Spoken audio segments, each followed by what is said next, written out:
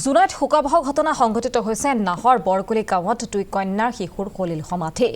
বৰশী বাই থকাৰ সময়তে নলাত পৰি মৃত্যু হৈছে শিশু দুটিৰ আৰু শিশু দুটিৰ মৃত্যু অঞ্চলটোত এতিয়া শোকৰ ছাপ পৰিছে জুনাইত এই শোকাবহ ঘটনাটো সংঘটিত হৈছে দুটি শিশুৰ মৃত্যু হৈছে বৰশী বাই থকাৰ সময়তে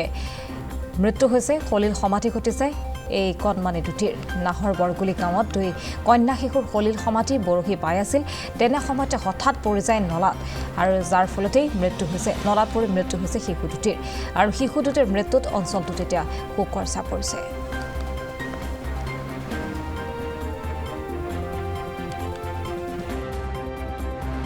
আমি জানিব পৰা মতে নাহৰ বৰগুলি গাঁৱৰ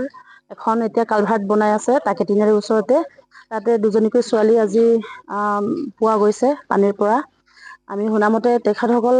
মানে বৰশী বাবলৈ গৈছিলে বুলি শুনিছোঁ আৰু তেখেতসকলৰ লগত এজনী সৰু ছোৱালী আছিলে ছোৱালীজনীয়ে ঘৰত খবৰ দিয়েগৈ গতিকে ৰাইজে গৈ তেখেতসকলক উদ্ধাৰ কৰিব সক্ষম হয় আৰু লগে লগে মেডিকেললৈ অনা হৈছিলে যদিও তেখেতসকল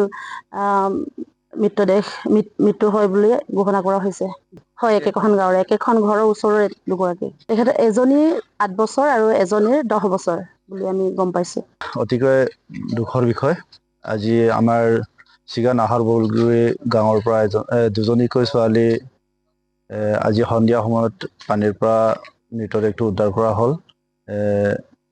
আমি জনাত সিহঁত দুজনীয়ে দুপৰীয়াতে বৰশী বাবলৈ ওলাইছিলে বোলে ঘৰৰ পৰা তাৰপিছতে আমি ঘৰৰ মানুহে কোনো গম পোৱা নাছিলে পাছত বিচাৰ খোচাৰ কৰি উলিয়াওঁতে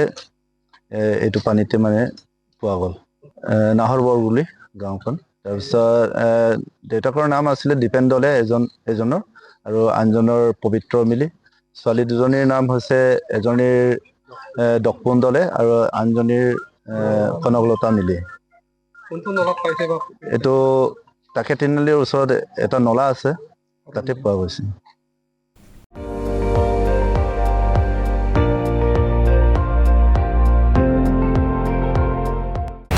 আপুনি চাই আছে ND24